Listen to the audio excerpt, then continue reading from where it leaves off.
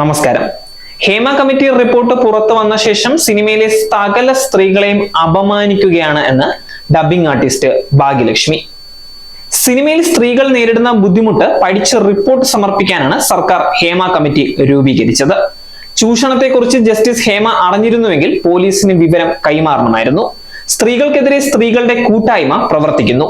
തനിക്കെതിരെയും സഹപ്രവർത്തകർക്കെതിരെയും ആരോപണങ്ങൾ ഉന്നയിച്ച ഹെയർ സ്റ്റൈലിസ്റ്റിനെതിരെ പരാതി നൽകുമെന്നും ഭാഗ്യലക്ഷ്മി മാധ്യമങ്ങളോട് പറഞ്ഞു. കൊച്ചിയിലെ ഫെഫ്ക യോഗത്തിൽ ഭാഗ്യലക്ഷ്മി തന്നോട് പൊട്ടിത്തെറിച്ചുവെന്നും മാധ്യമങ്ങളോട് സംസാരിച്ചതിന് രൂക്ഷമായി പ്രതികരിച്ചുവെന്നും തൃശൂർ സ്വദേശിയായ ഹെയർ സ്റ്റൈലിസ്റ്റ് ആരോപിച്ചിട്ടുണ്ടായിരുന്നു. ഹേമ കമ്മിറ്റി റിപ്പോർട്ടിൽ വിശ്വാസമില്ലെന്നും മലയാള സിനിമയിലെ വനിതാ പ്രവർത്തകരെ സമൂഹ മധ്യത്തിൽ അപഹാസ്യരാക്കാൻ മാത്രമേ റിപ്പോർട്ട് കൊണ്ട് കഴിഞ്ഞുവെന്നും ഭാഗ്യലക്ഷ്മി പറയുന്നു.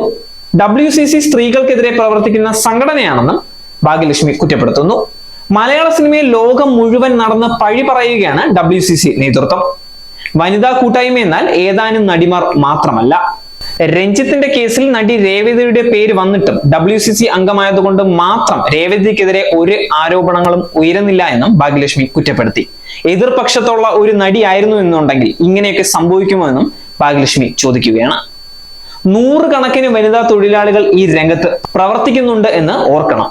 ഫെഫ്കയുടെ കീഴിലുള്ള സംഘടനകളിലെ വനിതാ തൊഴിലാളികളുടെ യോഗം വിളിച്ചപ്പോൾ WCCയുമായി ബന്ധപ്പെട്ട പ്രവർത്തകയുടെ കാറിൽ 2 സ്ത്രീകളെ കൊണ്ടുവന്ന് യോഗം അലങ്കോലപ്പെടുത്താൻ ശ്രമിച്ചു.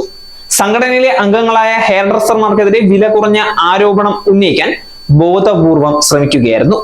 ചിറ്റൂർ റോഡിലെ YMCA ഹാളിൽ നടന്ന യോഗം പൂർണ്ണമായും റെക്കോർഡ് ചെയ്തിട്ടുണ്ട്. ഡിജിറ്റൽ തെളിവുകൾ പുറത്തുവിടുമെന്നും ഭാഗ്യലക്ഷ്മി പറയുന്നു. നേരിന്റെ വാർത്തകൾ അറിയാൻ സാഗ് ന്യൂസ് കാണുക. നേരിന്റെ വാർത്തകൾ നിങ്ങളുടെ വിരൽത്തുമ്പിലെത്താനായി സാഗ് ന്യൂസ് ചാനൽ സബ്സ്ക്രൈബ് ചെയ്തും ഷെയർ ചെയ്തും ഒരു ശരിയായ മാധ്യമ നിലപാടിനൊപ്പം നിൽക്കാൻ ഞങ്ങൾ നിങ്ങളെ ക്ഷണിക്കുന്നു.